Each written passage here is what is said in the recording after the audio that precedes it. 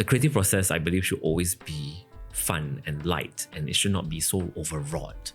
I'm not precious about what I've built. You are not your business. Core values that keeps me grounded is that whatever I do is not open heart surgery. We're not saving lives. So I think that's important to tell yourself that it's okay. It's not the end of the world if things don't go your way.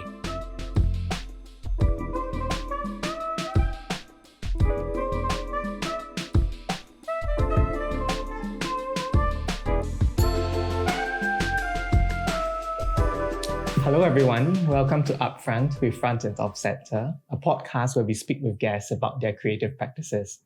In this first season, we speak with entrepreneurs in Singapore about how they get things done. Today's guest is Rafiq Mohamad, founder and creative director of Faro. Faro is a branding and graphic design studio that has worked with clients in Singapore such as the Singapore Tourism Board and Lo and Behold. I first met Rafiq through our intersections, at gallery exhibitions, art events, and have gotten to appreciate how his work deals and works with people across many different industries. And I hope our conversation would kind of unpack these experiences that led to this point in his career. So to start things off, Rafiq, I'd like to ask, how would you describe your multifaceted creative practice? Thank you, Ian, for that lovely introduction and having me on this podcast and offering me the seat at the table. I appreciate it. To answer that question, I always see the practice as a bridge, a conduit to solutions, offering solutions to clients. I am the one that helps them connect the dots that they may not necessarily see. Yeah.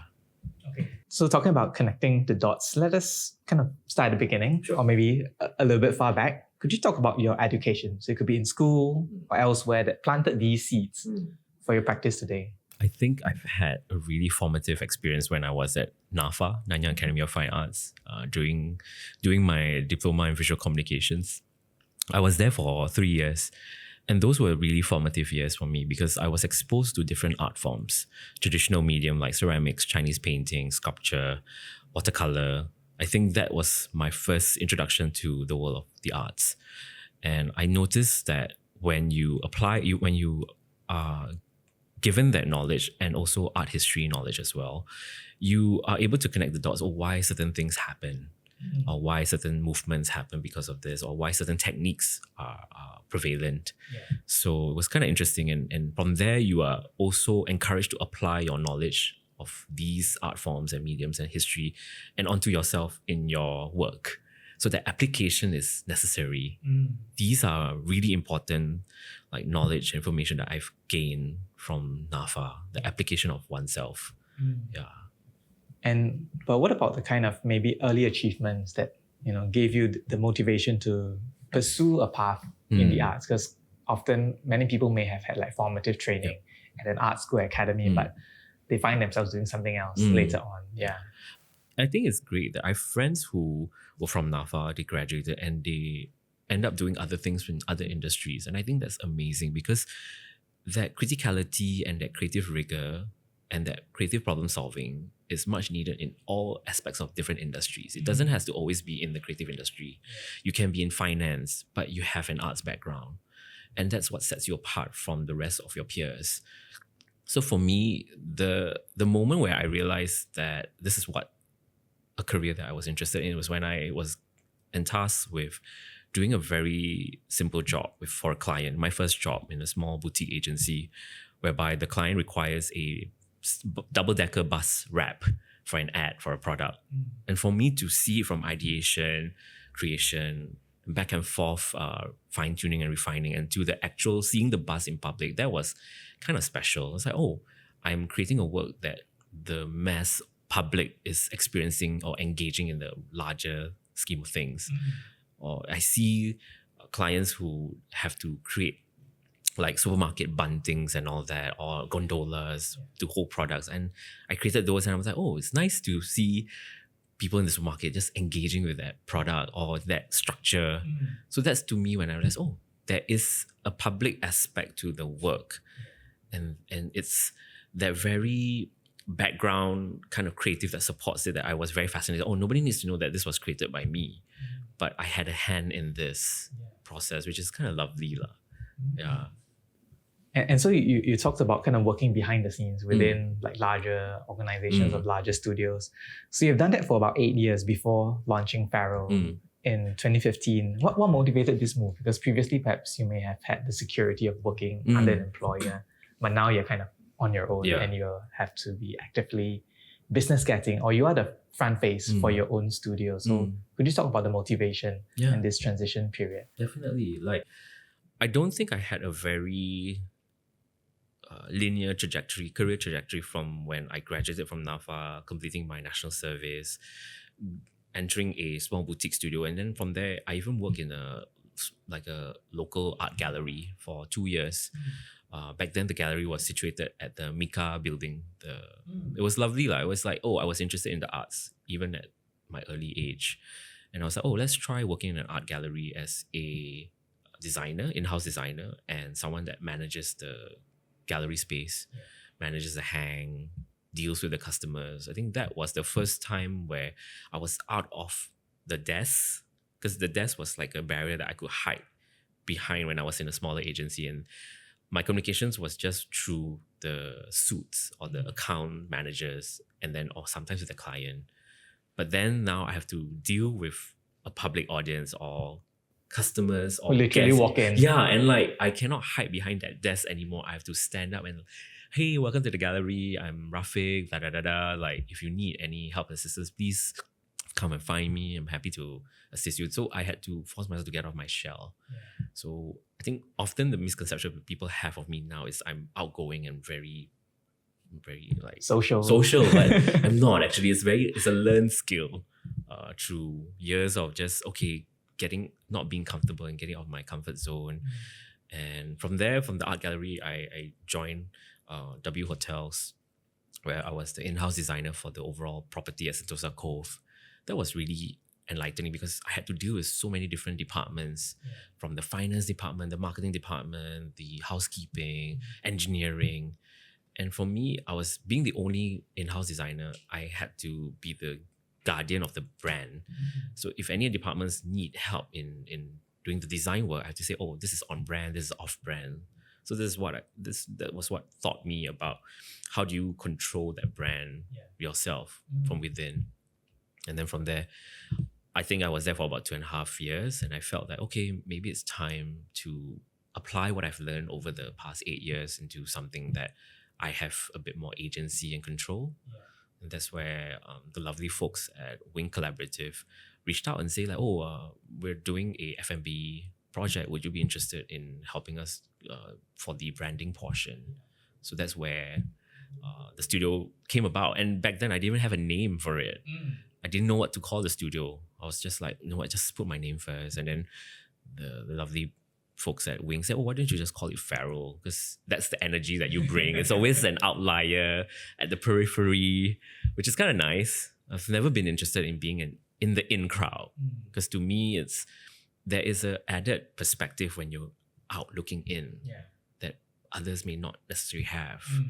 So that different perspective is the unique selling point, which is nice. So it came about really because of the invitation to work on this other new project. And then the studio just birthed out of necessity, given the circumstances. And through that one project, it snowballed, and through referrals and all that, people saw, you've done this, or the client was happy with the process, and they said, let me recommend you to our friends who are opening businesses and all that. So to me, it's been a privilege. I think it's also a lot of luck as well. To be given the opportunity and to be entrusted with a project. I do not take that lightly in that sense. What have been the kind of encouraging moments or challenges that you have faced as you try to grow and sustain Pharaoh? Because you're kind of on your own outside of the safety net of having an employer, right? I think having that agency to say yes or no to a project is great, but there's also the added pressure. The great thing about running your businesses, and you see first-hand account, because my process is so immediate and personal that I have direct communications with the client, the stakeholders. So there's an immediacy, and we can attack any challenges at hand directly. And I can provide them solutions. Rafiq, we're facing this. Oh, why don't we do this instead? Why don't I offer you this solution? And through that immediacy, I see them like, oh, okay. They realize that design solution providing is a legitimate like practice. Yeah. It's not just creating beautiful graphics or just doing a logo or a menu and calling it a day. There is a behind the scenes, or there's a logic behind why these things are being proposed. Yeah. So I think it is heartening to see when clients respond to it and they're excited and they're very happy with the process. The creative process, I believe, should always be fun and light, and it should not be so overwrought.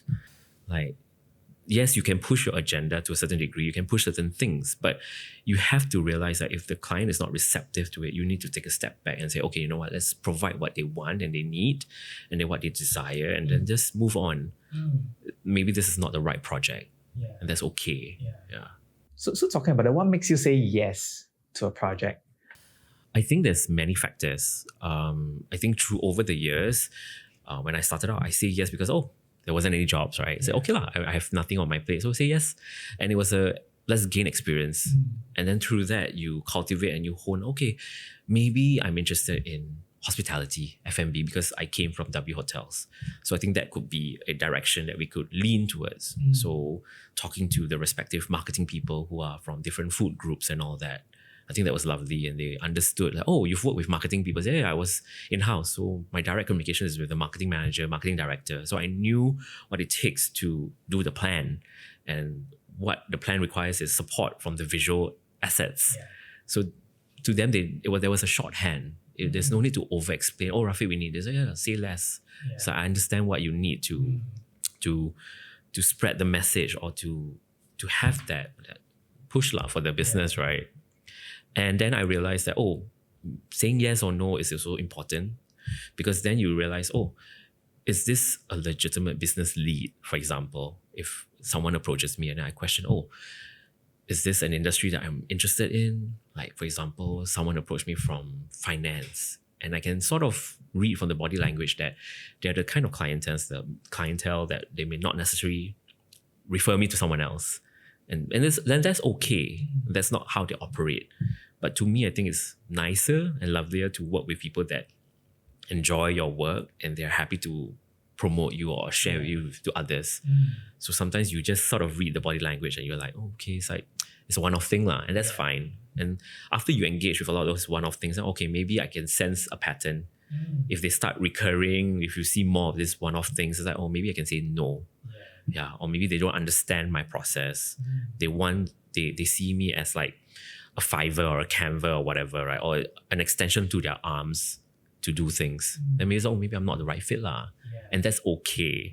You're allowed to think of it your own way. I'm not here to badger you to agree to my methodology or my process. So you're going in kind of with your eyes wide open, Yeah, right? definitely. Without any kind of expectations that might not be realistic. Like, just be honest, and if you have that honest direct communication, then I can help you. If you're not telling me the full picture, I cannot assist you. I cannot provide the solutions. You have to entrust me, because that's what you're paying me for, right? You gotta trust me, and I will do my best to articulate or provide the solutions that is tailor-made for the business or the challenges lah. So within the kind of job scope or kind of leeway that you are given within these kind of commercial projects, what are your thoughts when it comes to kind of expressing creativity within these kind of commercial frameworks? I love guidelines and frameworks and working within a box. This is where I feel like I can be the most creative, because what is the leeway that I can push? I think I can be a bit more subversive if I can. Like, for example, a good case study was for an F&B client. It's a grilled steak place, and the chef is fun and irreverent and witty. I said, okay, you're clear with your service culture, you're clear with your food and beverage program. So what can I afford to provide you that would add an additional layer and dimension to this brand? So I thought, why not we have that added aspect of literature into the branding story? Or why not we include George Orwell's Animal Farm I think the animal farm and the steakhouse thing is kind of funny, and then you have a beautiful mural that says 2 legs is better than 4. It's kind of fun and irreverent, and it's a topical context where it's a text that everyone who went through secondary school may have encountered, and it's familiar in that sense.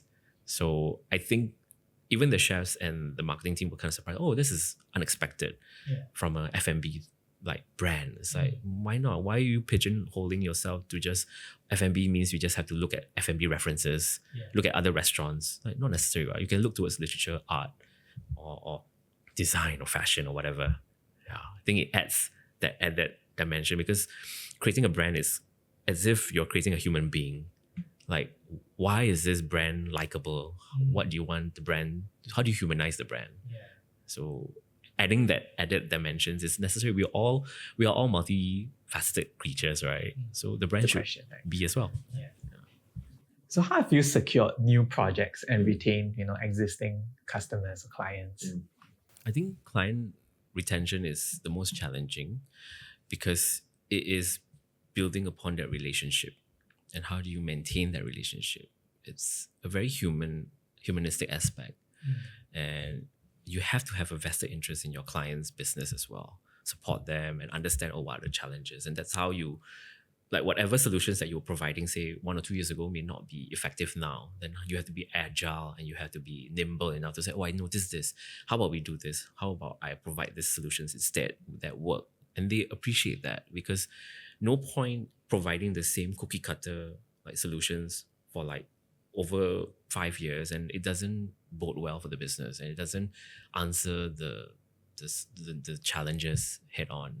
So I think always being attuned and hypersensitive to what your clients is going through, just visiting them and just talking to them, how's everything? Like, what's the vibe? And then how do I get new projects? Is just by putting myself out there, going out to social events, telling people, I'm Rafiq, I'm doing this. So it forces me to articulate my practice. So me sharing to someone new, I gain clarity. So each time I say that, right, I'm like, okay, maybe I should eliminate this word. Maybe I don't say this word. Maybe I fine tune this. So it's really clarity for myself, and also sharing that information to another person. And through that, people reached out to me, you've been referred by so-and-so, or we met at a social event, or blah, blah, blah. Like, we'd love to have coffee and see if there's an opportunity to work together. Or even me reaching out to friends who run businesses who I've known over the years. And I say that, hey, I've created a deck actually about what I can help with the business. Maybe I can share with you or present to you. And no obligations. You can say no, but I'm happy to just share with you and just tell you that there's a possibility. Would you be interested? And often they are taken aback. And after that presentation, they're like, Rafiq, we didn't realize this is so spot on. It's like, because this is not a straight cut business development move. It's through years of knowing you as people, as friends, observing the business through its peaks and valleys. Then I can offer solutions that is tailor-made for you in that sense.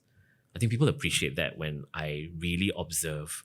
I think a former client used to say like, you're hyper observant, which kind of scares them as well, because nothing escapes my eye. So I'm like always like scanning, and I was like being very critical and like, okay, when I receive this information, what can I use it for to help the client? So as you think about your interactions with clients, both old and new, what do you think they go to you specifically for? I think I bring that intersectionality that they appreciate. I'm a creative that is always looking beyond just my practice, which is graphic and branding. So I'm always in arts and culture spaces. I'm always in fashion spaces. So I bring those into the mix. And they know that it will be a perspective that is not cookie cutter. So for example, I've done case studies whereby I was dealing with a retail client, a multi-label furniture brand, and they had a lot of brands in their stable. And I say, okay, to gain clarity, let's lay it out on Post-its, write down all your brands. So let's pretend you're a LVMH. Which are your top tier, your Dior's, your Louis Vuitton's or whatever, right? And then we arrange it in categories. And through that process, they gain clarity. They feel lighter. They feel not inundated or overwhelmed. It's like, Rafi, we have too many brands. Hey, come on, let's talk it through.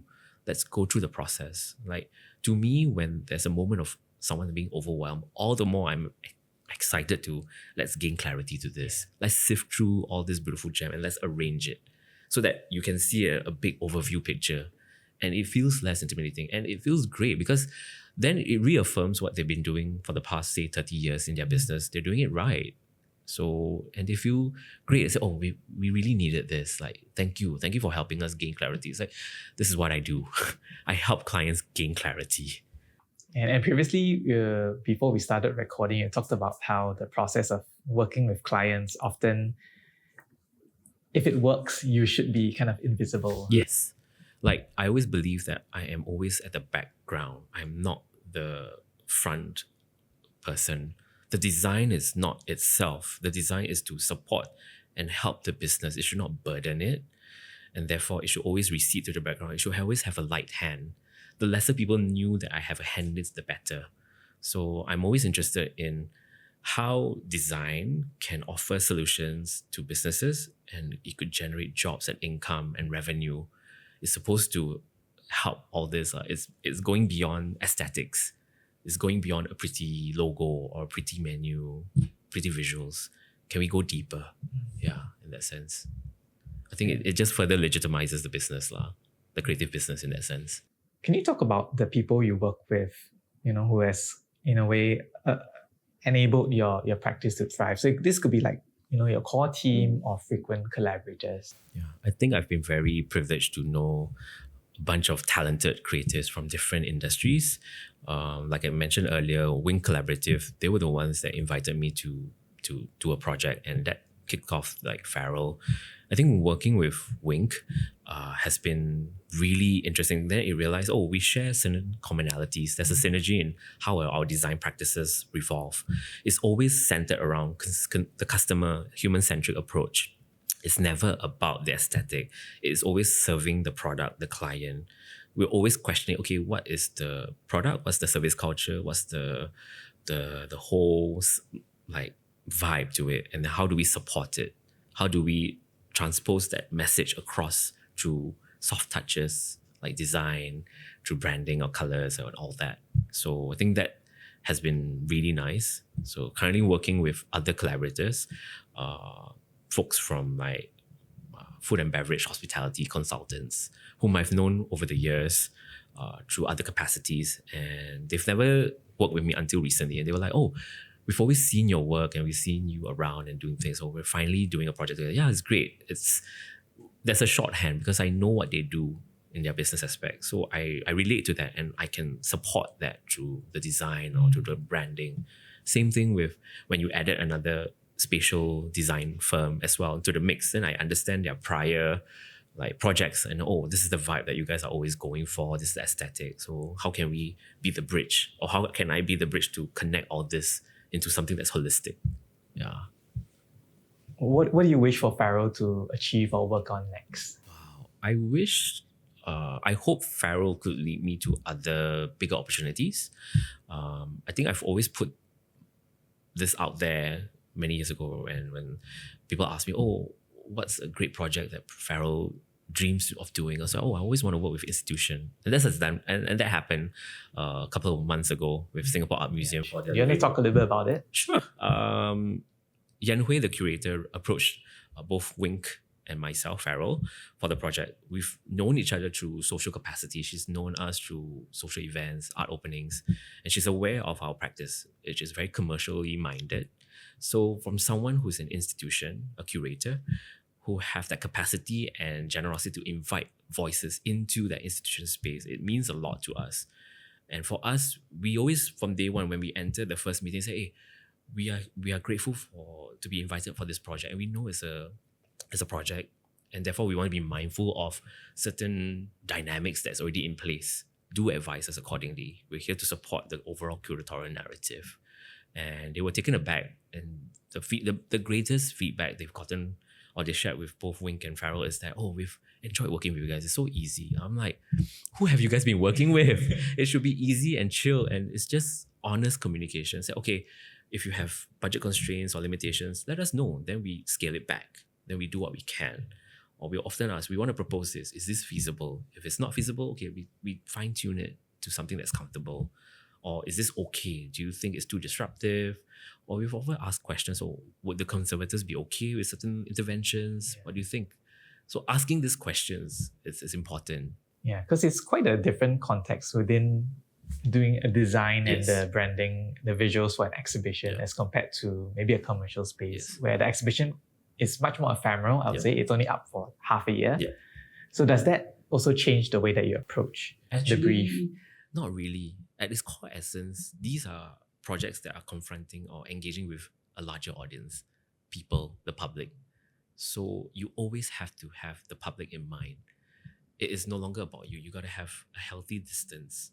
You have to think, oh, how is this going to be receptive, or how is this going to be responded by the audience? Would this be okay?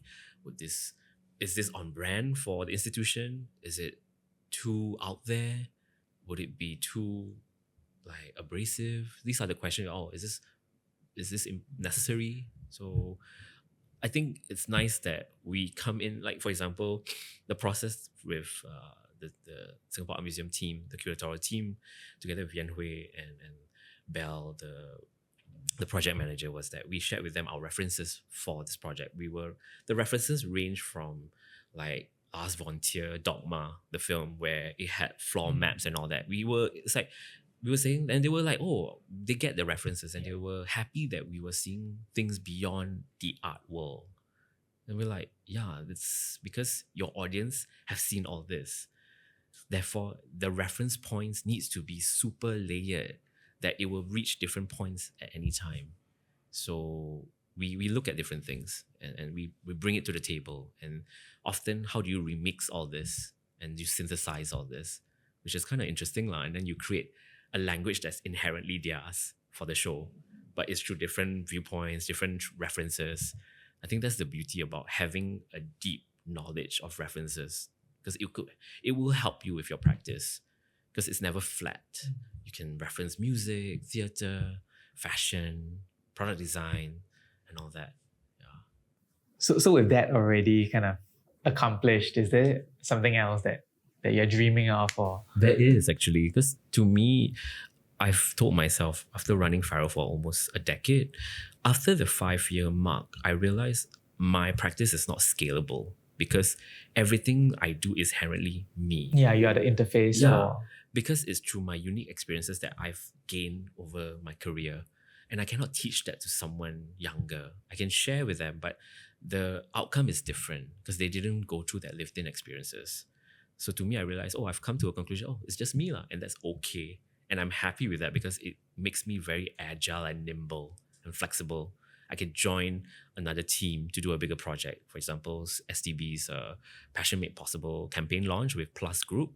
They've invited me to be one of their co-curators for the event. And I was like, okay, sure, happy to join. Because it's just me. I can be part of the team.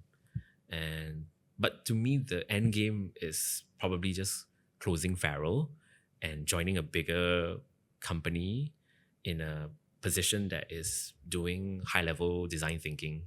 Yeah. I'm not precious about what I've built.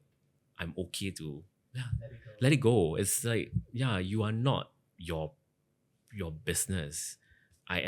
This is just an extension of me. It's not my personality. it's no, this is just what I do for work, or what I do to gain income. Yeah. So it's kind of talking about you not being your work. What does work-life balance look like to you as a business owning, a business running creative? I think the pitfalls of being your own person or business is that your brain is never switched off. I don't think I've ever switched off ever since I've joined the workforce, because I'm constantly thinking of observing businesses and seeing their solutions. Oh, maybe I can apply that. Oh, this is this. Even when I go to restaurants or bars or spaces that have people, I would study the demographic, the age group, the mix of the audience, and see this kind of setting equates to attract this audience. Or if I want to capture this audience, what are the necessary things that needs to be in place to have them in that space? So what is work-life balance? But I do make time for myself to pause and just enjoy things that doesn't require me to think about work.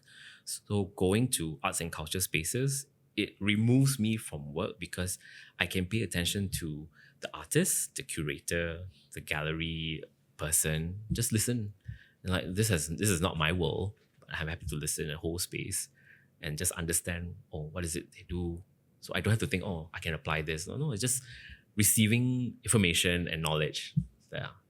What are the core values that kept you grounded? Gosh, core values that keeps me grounded is that whatever I do is not open heart surgery. We're not saving lives. So I think that's important to tell yourself that it's okay. It's not the end of the world if things don't go your way, and just be kind to others. Just have grace to yourself and hold accountability. If you've made mistakes, just say, oh, I messed up. Oh yeah. I think it's having that humanity to yourself and not taking yourself too seriously. It's very important because I've seen my peers who have drank the Kool-Aid. I'm like, whoa, it's like that's odd.